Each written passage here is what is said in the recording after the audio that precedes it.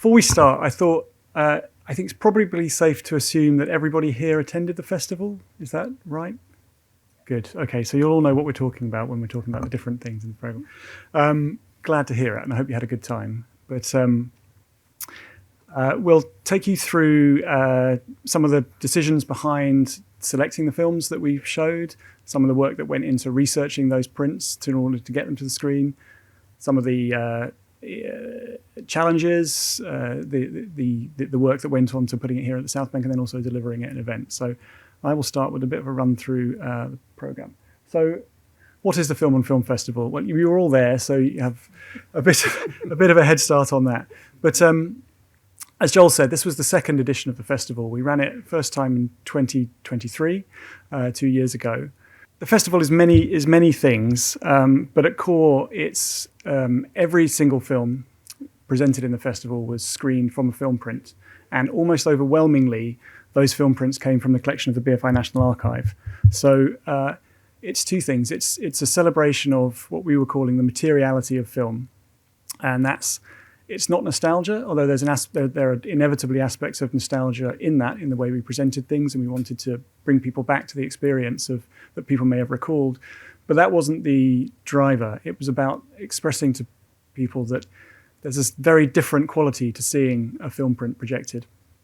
And it's a very varied experience depending on the print, the condition, all manner of aspects that go into the presenting of that. So it was saying, it's not nostalgia. It's not like the vinyl revival. There are aspects there too, a different experience. But really to point people to that different experience, but also to give everybody the access to their screen heritage, which is the national collection, the collection of prints in the BFI National Archive.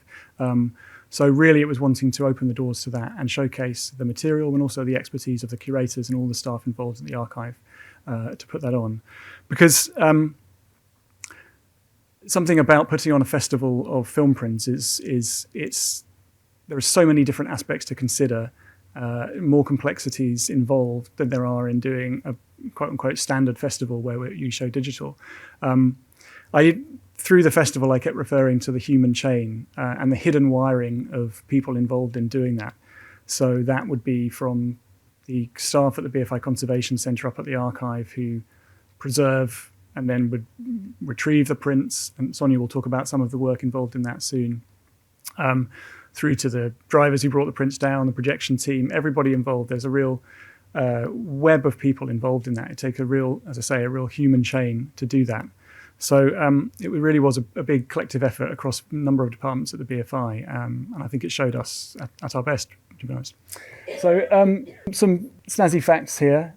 Over the festival, there were 106 separate film prints. That was features, shorts, 28mm, 70mm, all manner of different formats, 325 individual reels. This gives you some sense of the scale of the work involved. Approximately 494,000 feet, or the slightly more impactful figure, 94 miles of film passed through the projectors here over that three and a half days of the festival, using all formats and 24 different projectionists involved in it. So it really was a big undertaking. Something else that we wanted to pull out is, as I said, every film screening is different. So and the experience of every film print is unlike a digital projection where you can expect the standard, stable, familiar projection of each film every time you project it. With a film print, there are subtle changes every time it runs through the projector, and the prints that we selected were in varying degrees of how pristine they were, whether they had scratches, other issues to them. But I think the festival wanted to celebrate that and say that's part of their materiality, that's part of the story. If a film had some scratches, if a film had some mold, some other aspects to it, it was really pointing up, this is the life experience of this film print, and we should, naturally we preserve prints in the best possible conditions at the BFI National Archive. But whether they come to us or whether there's issues over time, prints change, and they change every time they go through the projector. Every print we showed in this festival will have been affected by it being in the festival and added to that ongoing story of its life. And I think that was something I hope we got across in the festival. So the programme. You were all at the festival, so you're familiar with it, but I will quickly run through some of the highlights and say just what the thinking was behind some of the selections. So it might have not have escaped your attention that we opened with Star Wars, which was a big story, naturally, but I think it was a really crucial story and a really interesting way of foregrounding all of the things I've just been saying about the festival, because here is possibly among the most emblematically popular films of all time, one that defines the blockbuster, and yet to see it in its original form is impossible unless you saw it on a film print as we projected it. So this was a film that the archive held a copy of it, and we were very excited in the research to discover that not only did we hold an original release print of it, but that we held a print that was an IB Technicolor print, so crucially it hadn't color faded. And so we were able to present this film that Lucasfilm haven't allowed screenings of the original cut for decades. But more than that, we found that we had the original title scroll where it's just Star Wars, not Star Wars Episode 4. So we were able to present the film as hadn't been experienced since before Empire Strikes Back came out in 1981. So there was that. It was saying it's not just about access to kind of classic cinema or heritage cinema in that way. It's saying here's a very popular film that you simply cannot experience in its original form unless you see it on this film print, and trying to take an audience back to that sense of initial excitement that they would have experienced in 1977 when this film, its success was by no means assured, and yet it became this phenomenon that we know today. So that was a really exciting story, and I think it was one that cut through and naturally got a lot of attention. And we really, that taking back to that moment of its initial release in 1977, we tried to show in the way we presented it on the day. So you see in the top left, that's Anne Skinner, who was the script continuity person on the original Star Wars. And the BFI National Archive preserves her collection, so her annotated scripts, Polaroids, documenting and taking through the production process, ensuring all the accuracy and consistency across that process. So we presented those scripts with Polaroids, and Anne was here. She lives locally. She was here to present that and really say, even before the film premiered in 1977, here's the story of its production. And we had an event at the top there. This was how Star Wars changed everything, how it changed aspects of film technology, about film marketing, about audience expectation. So that was a really interesting event. And then the library showcased some books around the film. And then it was amusing to us before the film premiered, and actually right up to the day, there were people online saying, surely the BFI don't have permission to do this. Lucasfilm were going to pull the plug moments before. And this is Ben Roberts, the CEO of the BFI, with Kathleen Kennedy, the president of Lucasfilm, who was there to rubber stamp the fact that the screening could go ahead. So that was quite exciting. And Star Wars was one, it was our opening night film, but what we wanted to do was across each of the 4 nights of the festival have a special presentation where there was it's not a gala screening from a festival, but somewhat like that. So something where there was a big story attached to it. And on the Saturday night, it was exciting that we screened 2 prints from Stanley Kubrick's own personal collection. We've been working with him in the BFI National Archive. I work in the BFI National Archive as well, as John mentioned. And we were working with the family. He has a collection of his prints on site at the family's house near St. Albans. And we brought those into the archive. It's his first feature film, his first short film, Day of the Fight, and his breakthrough feature, The Killing. And this was talking about the stories of these prints. They were interesting prints in their own way. The Killing was a very high contrast print, so it's kind of had a particular impact when you watched it. And Day of the Fight was a little scratched, but it was also, we know that it had been in Kubrick's possession since the 50s. So this is a film that his very first film that he carried with him over the decades of his life. So there was a real thrill, I thought, in presenting that to the audience and saying, these films haven't been seen outside Kubrick's own estate and were watched by him, and we're watching the very same object. with all its imperfections or its particularities in terms of the contrast, that he had watched on site. And then the closing night was Twin Peaks. This was interesting as well. So it was, yes, it's film on film, but this was television on film. So it was the very same film print that the BBC used. They telecined it and used it for the first broadcast of the pilot of David Lynch and Mark Frost's, I should say, Twin Peaks in 1990. So there was that aspect as well, and we wanted to take audiences back to that moment. So just before the screening, we had a clip taken from the off-air broadcast collections of the television archive. The BFI National Archive also preserves television, and we had the announcement on BBC Two to say, and now on BBC Two we're screening David Lynch's pilot. So it was that taking back to the moment. And around the screening, Kyle MacLachlan was there. He's there with something from the Radio Times, Who Killed Laura Palmer, just taking people back and saying, what was the excitement? How were people greeting this thing that would become a phenomenon in the States, but was still new to British audiences? Because it's something now we take it for granted. We know its cultural legacy and its impact, but to take you back to that moment of its first broadcast in 1990, I think reminded audiences, certainly reminded us as behind the festival, of just what the excitement was. So, and Kyle MacLachlan gave a very warm and an interesting Q&A with the CEO of the BFI, Ben Roberts. So the festival was about taking us back through the archival prints to those moments, but it's also the BFI's commitment to screening 35mm prints and, film prints extends to making new prints. One of those in the festival, I think we screened 4 new prints, new 35mm prints, and there were other prints in other section that the archive had made. But one of those was Strong Room, a slightly forgotten B-movie from the early 60s that more recently has been championed by Quentin Tarantino, Edgar Wright, and Martin Scorsese. And we screened that, and that was really well received. And it subsequently went to the Il Cinema Ritrovato Festival in Bologna. So it's kind of having this new life as a result of creating this new print, and that was exciting.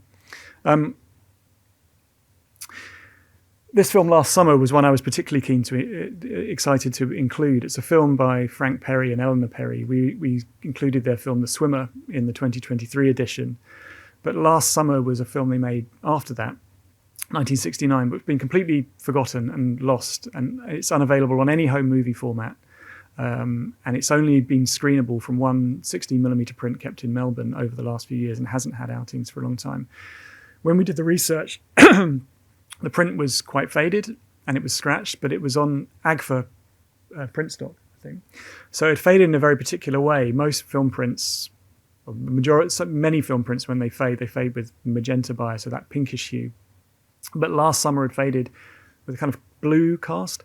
So it wasn't a pristine print, but there were two things. First of all, it's the only way you can see the film. So we took the decision that on that basis alone, we should include it. But also the fact that it faded in this interesting way told an interesting story about the survival, about this particular film stock that it was produced on. So that was really exciting. And I was a little anxious, how would audiences receive this? We had all these disclaimers about the condition of the print. But from speaking to people afterwards, it was, I think they shared that interest in the quality of the print and also just the opportunity to see something so scarce. So that's part of the decision-making behind some of the inclusions.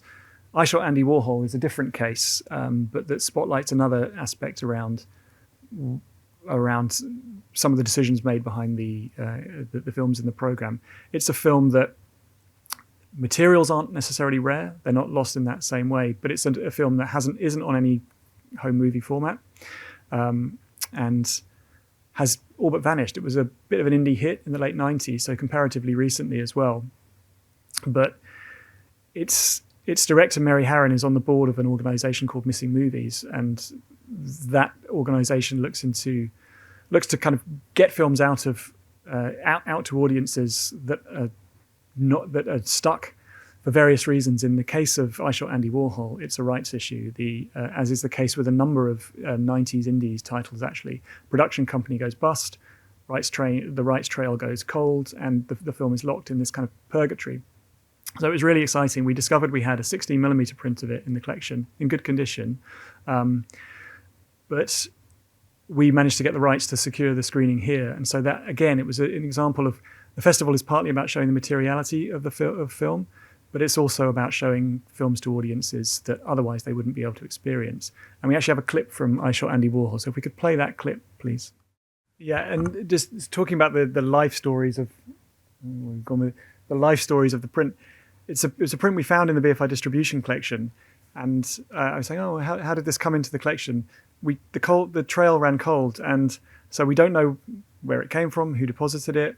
Why do we have a 16mm print of this 35mm film?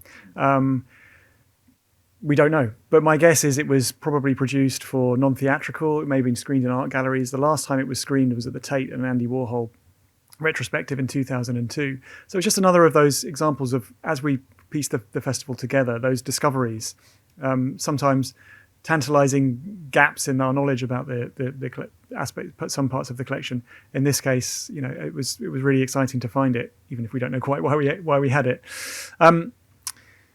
So we also alongside the features, we had a documentary section screening a number of things, including some new prints made by the BFI National Archive of some John Grierson's relatives, Ruby Grierson and others. But again, also we had a print of Dylan's Don't Look Back, and this was quite an exciting screening. We paired it with a 16mm print of Pete Seeger performing in a London pub the year before Don't Look Back was shot.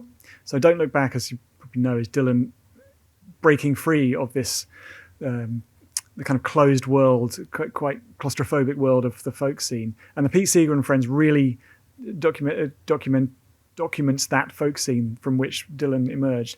And it's completely unavailable otherwise. So pairing the two, I think, made a really interesting program. In the first festival, we had a focus on 3D, a kind of a special focus on a certain aspect of format. And we wanted to do something similar this time, but not repeat 3D, but do a look at a particular format and or ratio. And in this case, we looked at CinemaScope, but particularly black and white CinemaScope, and the particular qualities that that brings to the experience. So among those was Advise and Consent, Preminger's film.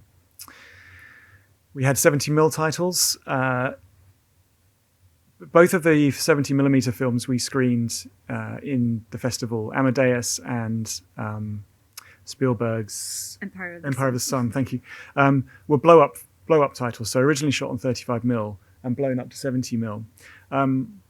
Again, to kind of say to audiences, they may not be originally shot 65, 70mm, but they have to experience this. This is something, presenting the film in a particular way.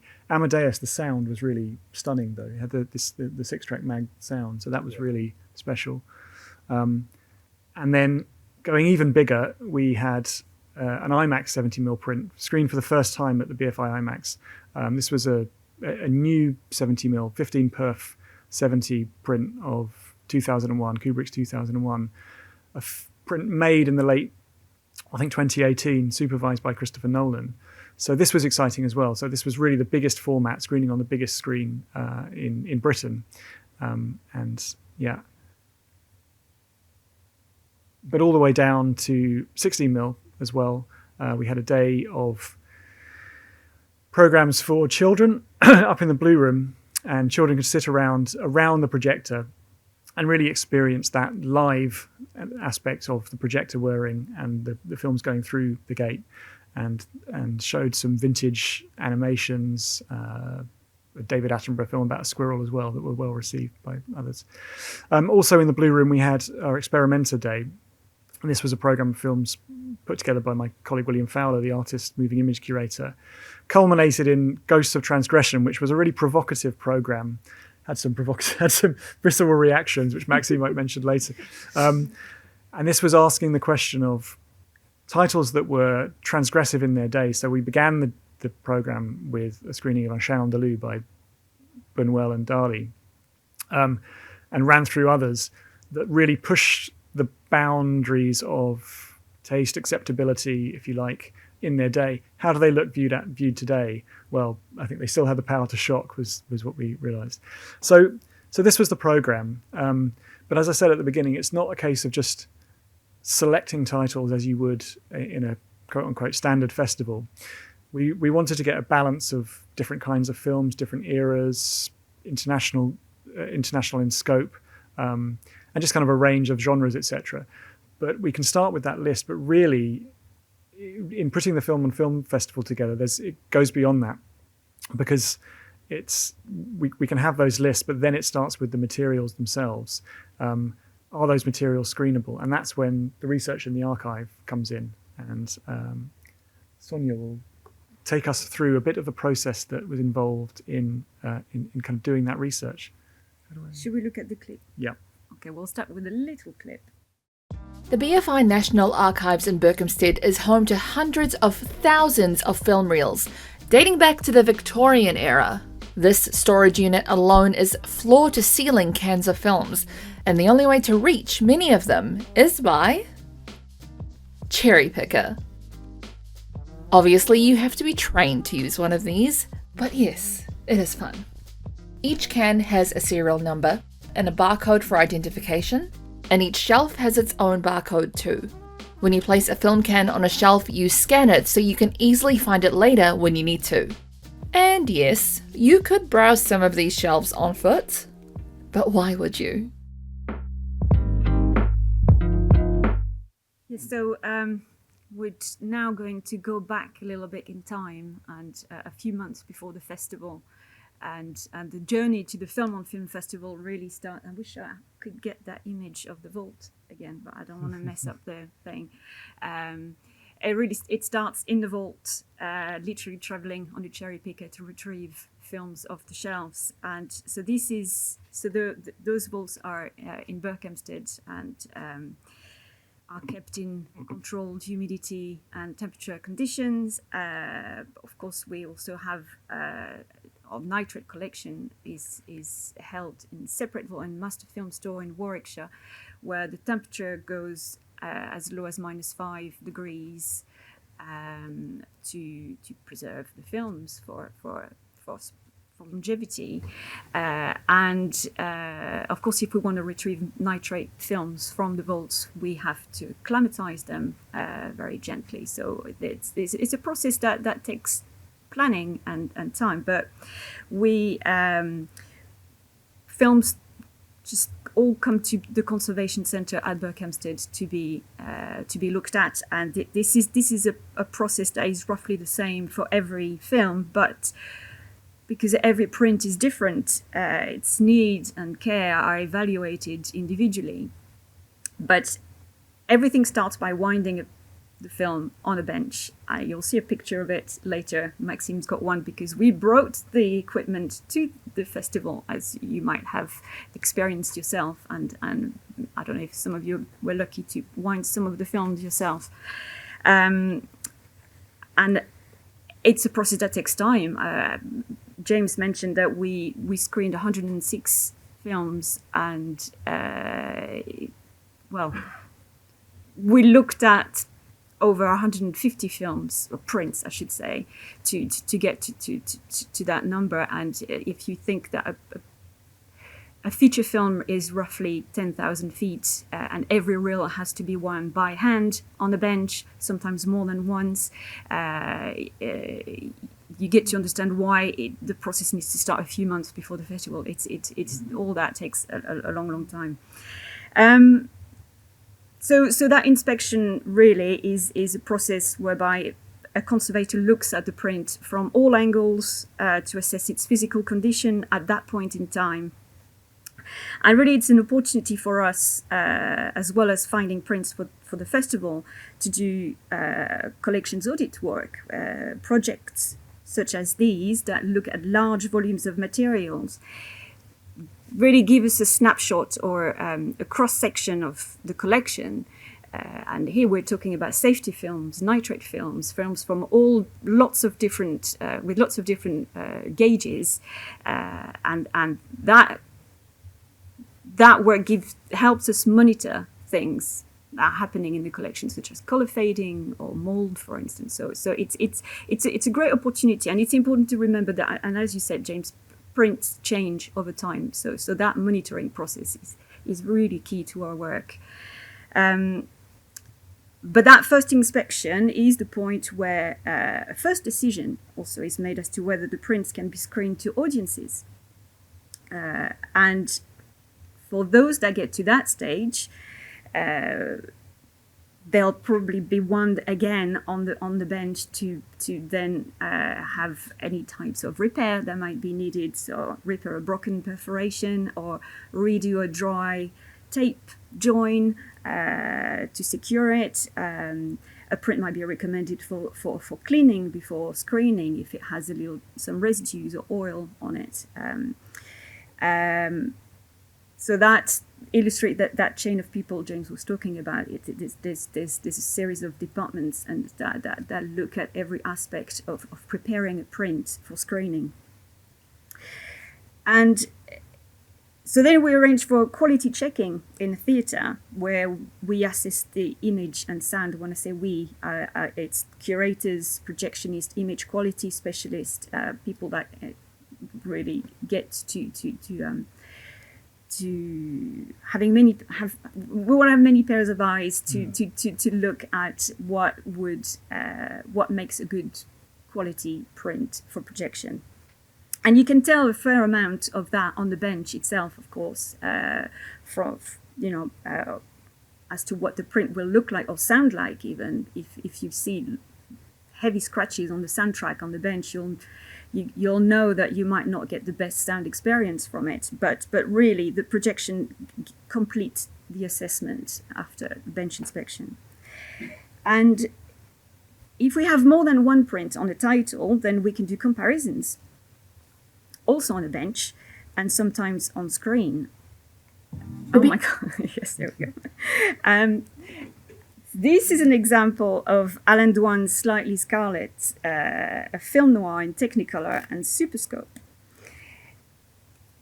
I don't know if any of you saw that screening. We happen to have two very unique prints of this film in the archive. On the right, it's a TV transmission print made from an uncropped negative. It's in very good condition, but it has lower contrast. And on the left, it's an original Superscope release print, which is showing its age. It has scratches, but it has splendid color qualities. So, which is the truest representation of how it was screened to audiences? To me, it's hard to say, because when I researched for my introduction, I found that it wasn't actually uncommon for the print to be screened uncropped. So in rehearsal, what we did is we screened one reel side by side to look at the difference. And it was really quite fascinating because, as you can see, the uncropped version has a lot more detail to it. But personally, I think the film gains in intensity in the Superscope version because it frames the actors more closely.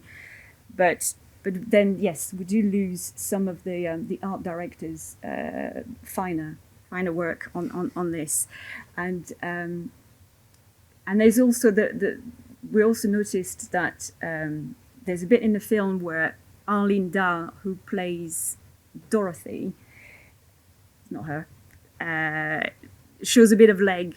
And that film is not in the Superscope print, but is in the TV print. So there's been some censoring work happening somewhere. So it would have been great to be able to screen both, because it would have been two completely different experiences. But we had to make a choice, and that's where that was one for which we decided to go with the Superscope, because it had an interesting aspect ratio, story behind it, which you might talk about later. And but yeah, it was really quite an interesting one to discuss. Again, the materiality of the print is quite obvious there, I think, and also it's quite interesting because so the only time we've ever shown Superscope in this theatre, and we don't actually have Superscope aperture plates cut, as you could tell. There was the frame lines were visible either side. So, and it's the other interesting side of showing it on Superscope is that you're actually you're striking a new print and you're losing some of the definition, which you always lose a bit of definition when you have a scope print, because it's it's just harder to get a good focus across the whole element of the frame. So it's interesting that they chose to make a super scope print of this, because ultimately they probably would have affected the image quality on screen. If you had it screened as an Academy version, then the definition would have been a lot better, but you wouldn't get that kind of full kind of that aspect ratio. We get this kind of spectacular element to the widescreen version, which is ultimately what they must have gone for when they released it. It didn't last very long as a format super scope. I mean, yeah, it's a very rare aspect ratio, so we don't see it often at all. I think, as Sonia, as you said, you get the intensity of the close-up on their faces as well, seeing it in that. It was written by someone who, I forget the name now, wrote films for Douglas Sirk, and this was probably one of the more melodramatic bits of the film, but it really has that quality. But again, it just illustrates that the decision. Sometimes you're weighing up, it's not just about quality of image, it's about wanting to represent this superscope, this kind of passing moment in 1950s presentation of films. We might quibble with some of the decisions they made, but actually it's just really interesting to take back and see that, and so it was good to be able to do that. Yeah, I mean, there are countless different versions of scope coming around at that period, so that's just one of them. Yeah, that was RKO's version of it. So that was a challenge, Dom, but this presented a bigger challenge. So Nitrate was, those of you who came to the 2023 festival, we screened Nitrate as part of that, and it was the first time, I think, in 12 years that Nitrate had been screened in Britain. And the BFI South Bank NFT1 is the only place in Britain that does screen Nitrate publicly. It's the only place in Europe as well. There are a handful in America, but it's the only place currently, anyway, in Europe that's screening Nitrate. So when we were preparing for this festival, it was absolutely sure that we wanted to screen Nitrate prints again. The archive holds thousands of Nitrate prints. So for those of you who don't know, up till 1951, celluloid nitrate was the base of all 35mm prints until it stopped. It continued actually in Eastern Europe and Russia beyond that, sometimes into the 60s. But in the West, nitrate was the base of all 35mm prints until that point, and then it stopped. And it's infamously unstable and temperamental and flammable. So there were strict safety protocols that were followed here, which Dom will go on to talk about. But it's also a very unique experience to see. We screened a number of prints, and in the festival there were 5 nitrate prints in the festival, 4 nitrate programs, and introducing them and saying that, particularly with the colour experience, we showed a British Technicolor film from the 40s. It has a unique quality. It's not as vivid, maybe, as people are used to today, seeing backlit television, but it's a completely unique quality, and everything else is a facsimile. Every other safety print looks slightly different. So to be able to offer people the opportunity to see Nitrate was absolutely central to the festival, and we were delighted to do that. And one of those prints was it was the oldest film print from date of creation to date of exhibition ever projected in Britain, and that's Bunwell and Darley's and Shannon Deleu. So we were excited to discover we had this print. Went through the process of assessing its projectability. We found it was quite spliced. Yeah, missing. I'd say it was kind of just right on the edge of projectability. I'd say, and it did go through the projector okay, but maybe it's only due for one more outing, I think, before we might have to retire it. And that's often the case with some of these nitrate prints. They're kind of, they're getting on a bit, and actually to project them is potentially to damage them beyond repair, and they can still be used for preservation. So you have to be very cautious about what you can allow. But we felt that it was just such an interesting story, an interesting print, and it was safe to project it through the projectors. So we felt like it was a good one to go for. Yeah, and so it was. I mentioned before in the Ghosts of Transgression program, these films that scandalized the world. There was something really exciting in presenting an original 1929 release print of the film and say this was the object. This would have been projected to audiences in 29 and scandalized. So we thought, well, how do we bring back that experience. And our colleague Bryony Dixon, the curator of silent film, said her research revealed that on original release, the instructions from Buñuel and Dali was that the film be presented with a gramophone playing Argentine tango records and Wagner. So from 78 shellac records. So we thought, well, we have to do this. So we tracked down our collector, Chris Bird, very kindly came, and I'll show you. He's, this is NFT1. Some of you may have been at the screening. That's the gramophone mounted on the piano there, and these are some of the 78 RPM records that Chris had. So we did that. We identified, I think it's Tristan and Isolde, the Wagner, and a number of Argentine tango records, and presented it as screened in 1929. So there was a real thrill, and I think there was a real atmosphere in NFT1 when we did that, and it really took people back to that moment. So that was a great story about it. Another of the nitrate prints we screened was Hitchcock's, the original version of The Man Who Knew Too Much from 1934. Exciting to screen any early Hitchcock on nitrate. But this film was particularly interesting, we discovered, because it was a print that, here are some snaps taken of in the research screening of the screen at the top. But these below, these are the leaders on 2 reels of the film, and they tell a really interesting story about the life experience of this print, don't they, Sonia? It does, actually. The one on the right isn't The Man Who Knew Too Much. It's a different film, but it was a slide that I put together to illustrate, give another example of those customs embossings that we sometimes see on nitrate prints. So it's a completely different film. Okay. But the one on the left is the print of The Man Who Knew Too Much, and there's every chance that print may have travelled to Nazi Germany, based on the fact that it travelled from Zurich. Is it Zurich? No. That's Munich there. Munich to no wait. Yes, from Zurich to Munich. Z-A-I is Zurich. So Zurich to Munich, and the stock date is 1939. And also the fact that we acquired this film into the BFI into the National Film Library, as it was known at the time, called at the time, in 1941. So it had a very, very short exhibition life from the moment it was made, the moment it came into the archive, and with that stamp indicating that it very possibly travelled in those places. We can only assume that it did, and so but we don't know for sure. We don't have the full story, but it tells the story of it's like, and it's particularly interesting if you know the film with Peter Lorre. Effectively, it's never stated, because it couldn't be according to censorship laws in 1934. It's not stated that he is head of a German anarchist cell, Nazi cell, but there are lots of coded aspects to the film that suggest that it was intended by Hitchcock and the writers as a warning about the threat of Nazi Germany at the time.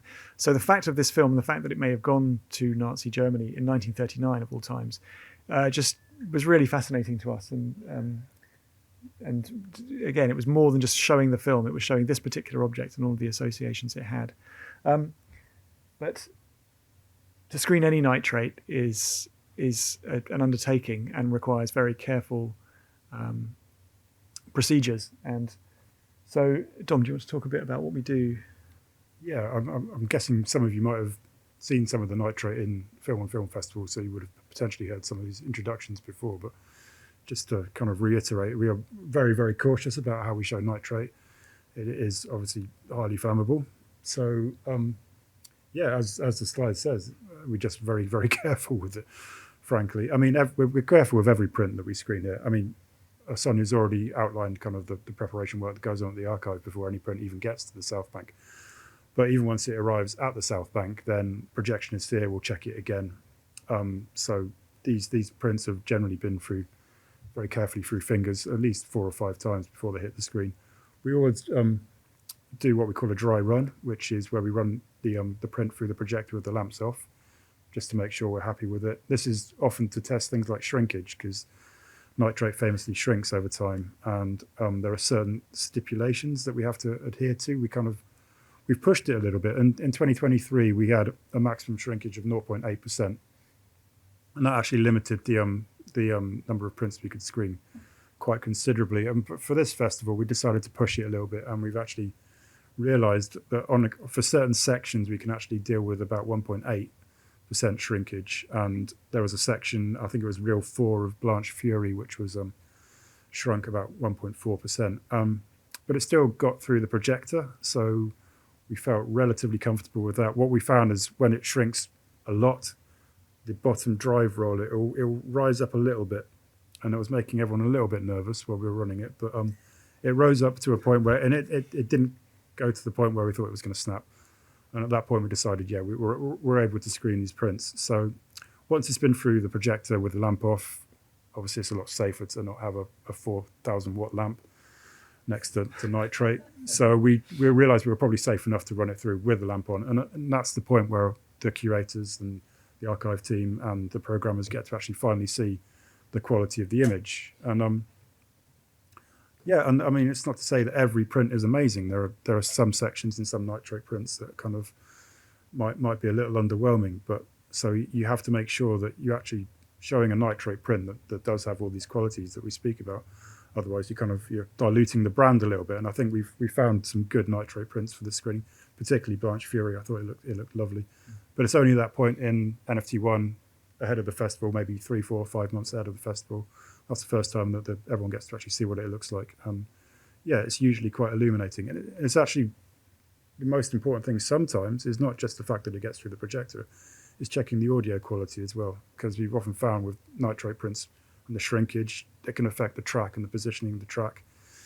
And with optical tracks, the optical readers have to be very, very, very tightly aligned. Sometimes if the track has shrunk too much, then you get kind of distortion on the track. And that's actually really distracting to watch a film with a dodgy soundtrack. The human brain can cope with poor image quality a lot better than it can cope with poor sound quality. So it's at that point we actually get to listen to the audio as well. And I think we did discount a couple of prints this time round because, I mean, maybe the film wasn't great. There was that, which one was that one? We might keep it back. All right, okay. So we discounted initially because the sound quality wasn't as good as it could be. But as it says up there, we've got fire suppression equipment on the projectors.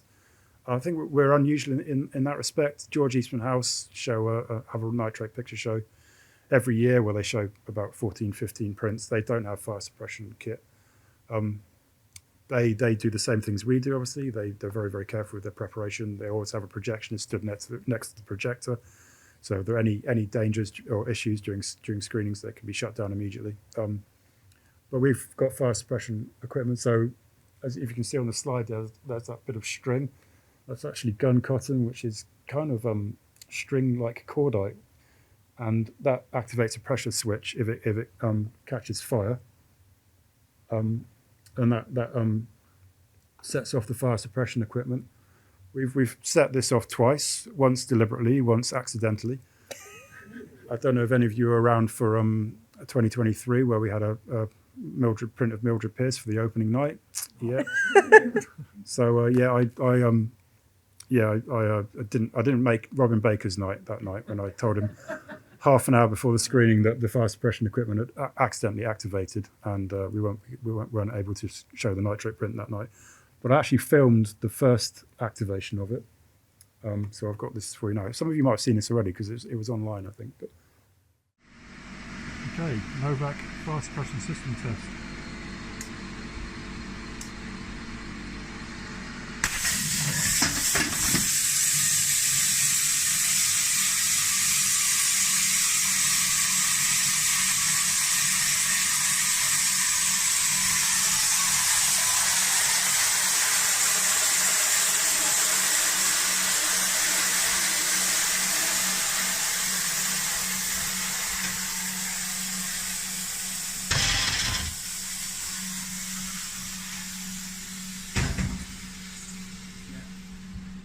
Well, that seemed to work.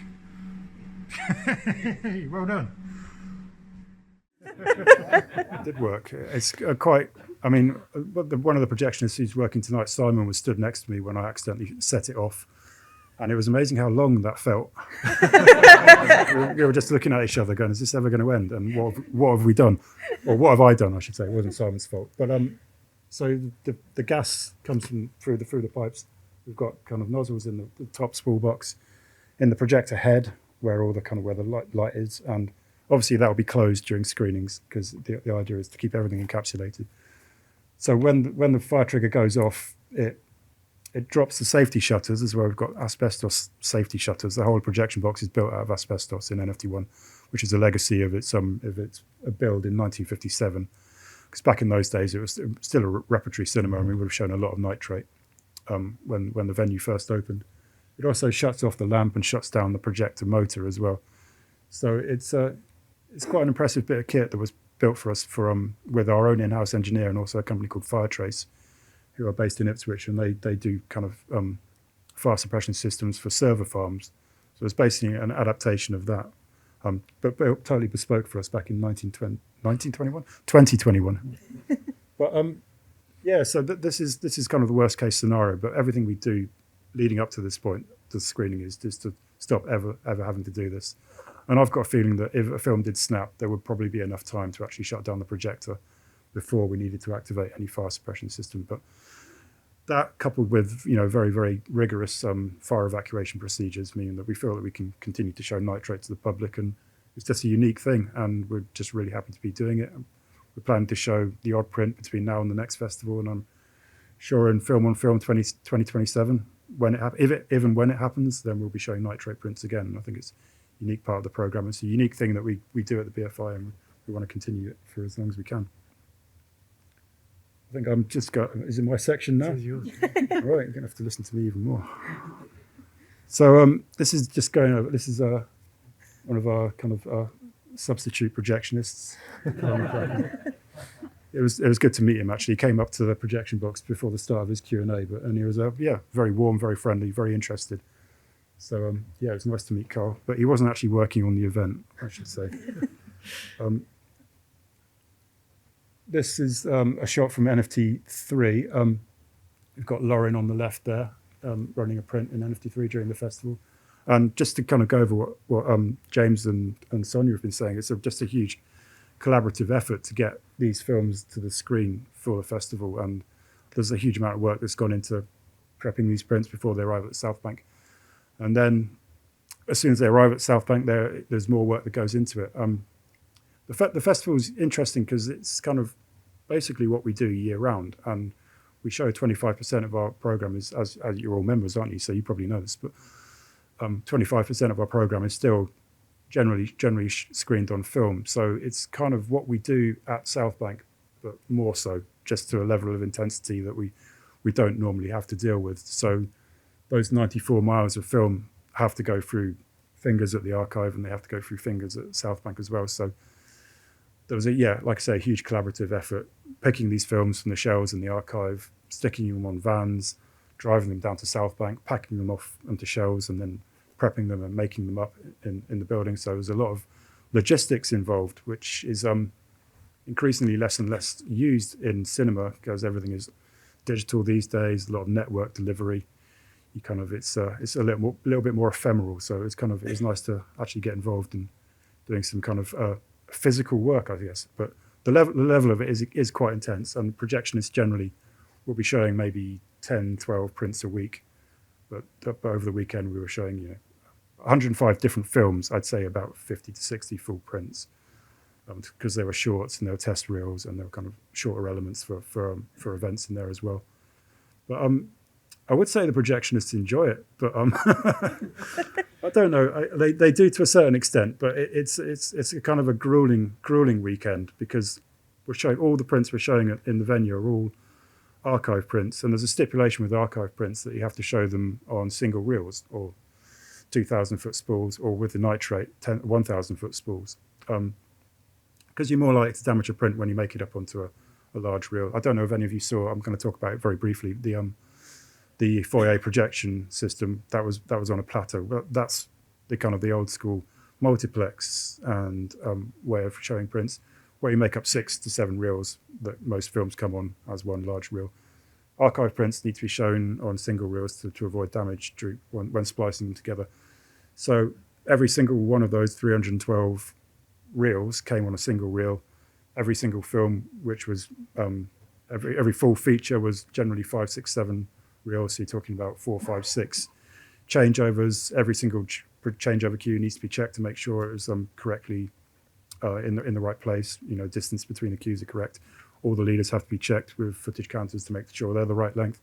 So there's a huge amount of work that goes into it, and it does make for a very intense 4 days. But it's an enjoyable 4 days, and I think the projectionists, even though they might grumble a little bit during May when they're making up all these prints, I think they actually enjoyed the screenings on the day. And James has touched on some of the formats. We're including the IMAX as well, because they still show a lot of film actually, and they will be continuing to do so into the future. It's become incredibly popular as a screening format. So it was really great to be able to show that rarely screened Nolan 1570 print. They've screened it at the Science Museum a few times, but it was the first time we've screened it at the BFI IMAX, and we're screening it again, I think, this weekend. If any of you haven't got a ticket for it, it's a good experience. It's very impressive, that size. BFI Southbank is unique in the number of formats we can show. We've touched on 70mm, we've got 35 nitrate. 28mm is not something we generally show at Southbank. This was Chris Bird, a collector, the same guy who had the gramophone. So this was a French amateur gauge, which was built by Pathé, I think, in the 20s. So it was great to be able to show that as well. 60mm, we show 60mm. I mean, we have 60mm projectors, as you've seen in NFT 1, 2, and 3. But for the blue, for film on film, we generally kit out the blue room with multiple projectors. And this year we had Super 8 and Standard 8 as well.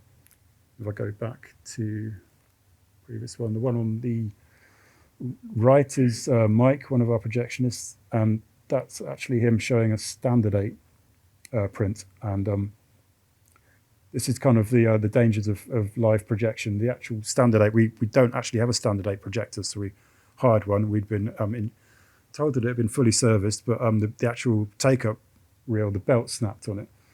It was a 20-minute reel, and Mike essentially had to hand crank it all the way through so that's what you can see on with his finger there. So and Standard 8 is very, very delicate, so it can snap very easily. So Mike was kind of coaxing it through the projector as he was going. So that's kind of the part of projection work that's kind of interesting as well. It's a live event, there's a human next to a machine, and you're really involved and really engaged with it. Generally should be checking the focus all the time, making sure the reel changes are going well. So it's kind of that element of it is very important as well. And that's why we have 24 projectionists. And that is tricky because, again, we have to really ramp up our operation for the festival. One of our old projectionists, Havelock, left about 3 years ago. He's now head of physics at a girls' school. I called him up back in April, said, can you come out of retirement and run some films for us? And he was screening prints in NFT2. And I think he really enjoyed it. It made a nice change from his day job, I think. Yeah, so we cover also all aspect ratios here. So all gauges, all aspect ratios. And we've done some consolidation over the years because our operation is kind of, in terms of film, has changed. We used to be able to show nitrate in NFT2. We're actually down to one 16mm projector in NFT2 and NFT3. We can do changeovers on 16mm and NFT1, but there's a bit of consolidation going on. We can only show set mag on 16mm now in NFT2. So there's a range of formats that we've had to kind of just cut back on our use of, but we're still probably the best equipped cinema in the UK, probably in Europe, possibly in the world. I don't know. It's hard to say these things, but we're planning to keep it going into the future, and that's one of the critical elements of my role. And moving on to that's Michael. He's Michael Ford. He's the technical manager of the IMAX, but he's also a career Odeon projectionist.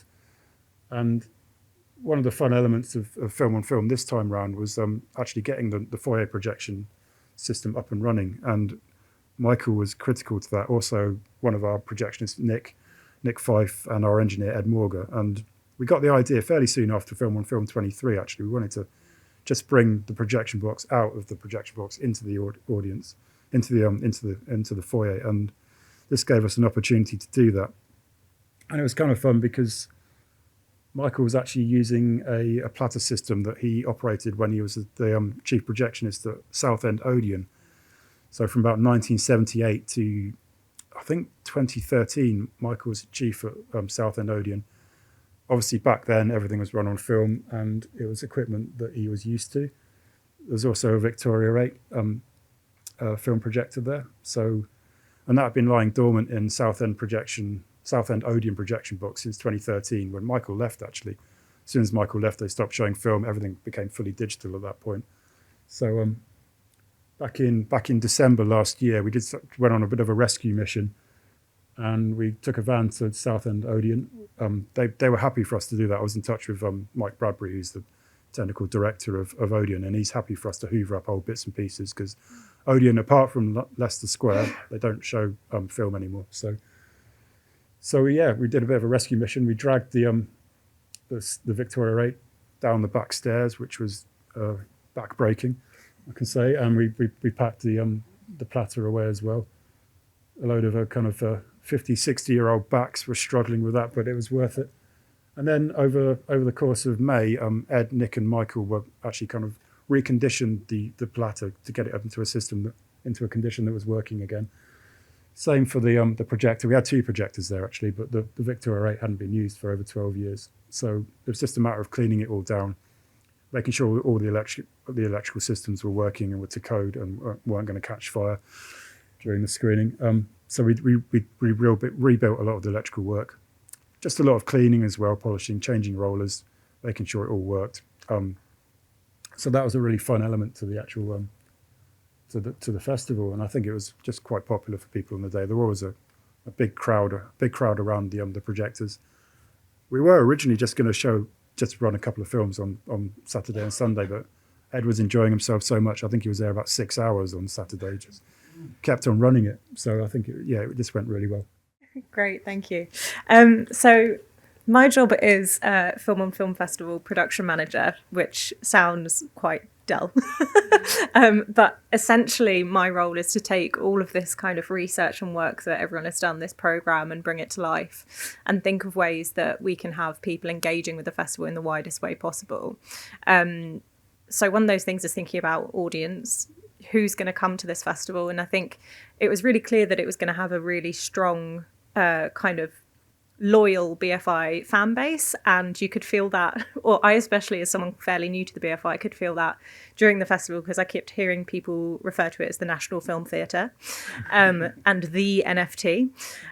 So I knew that people had a kind of really long relationship with the BFI and had kind of like quite high expectations of a festival like this. But I was also thinking about the people who we wouldn't necessarily know about the festival, or who would have to kind of do extra provisions to ensure that they could enjoy film on film.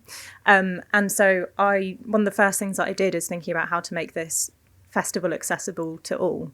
When we work on other festivals with digital formats, that can be fairly simple.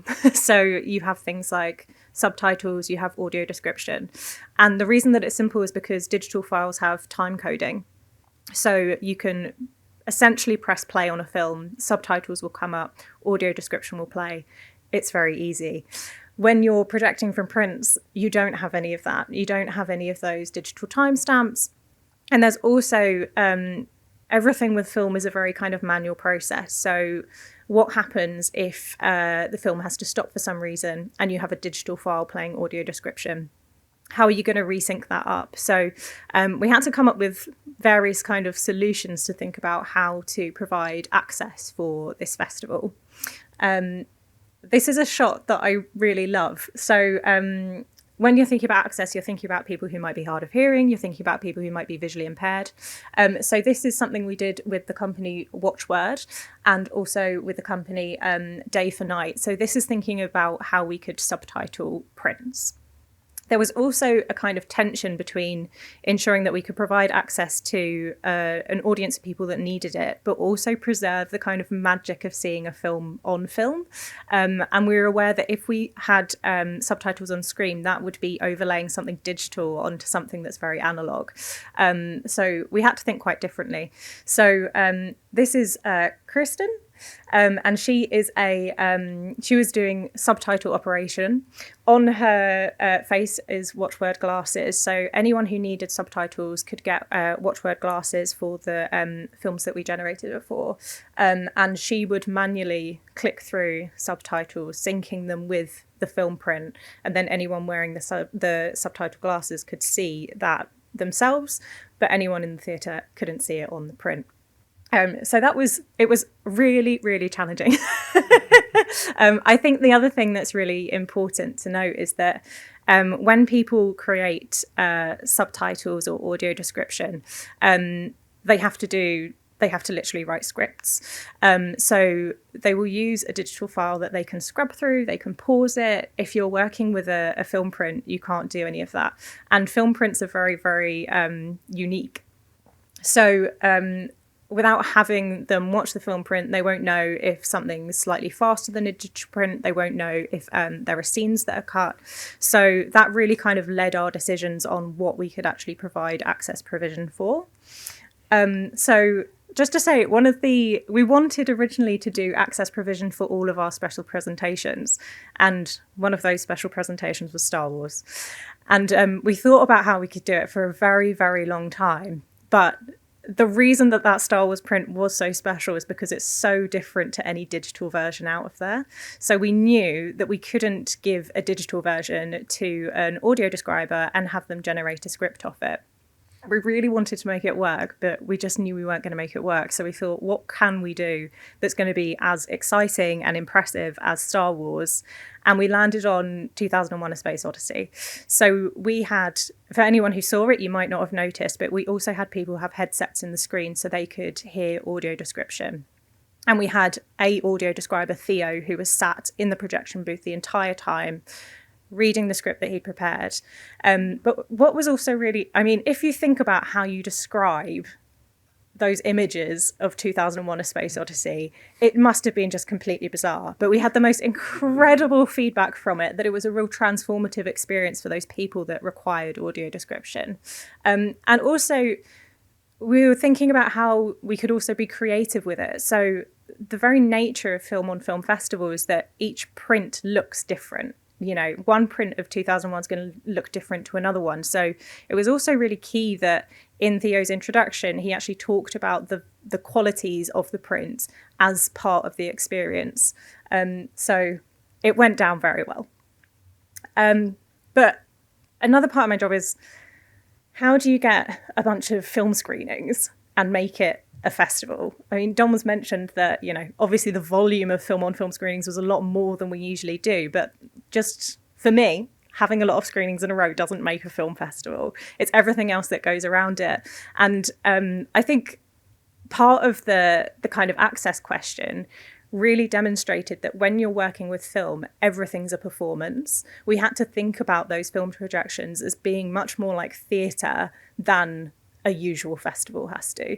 So we thought, how can we really lean into the theatrics and the one-time essence of this festival? So as James mentioned, one of those elements was bringing in the gramophone for Anshan Andalou in NFT1.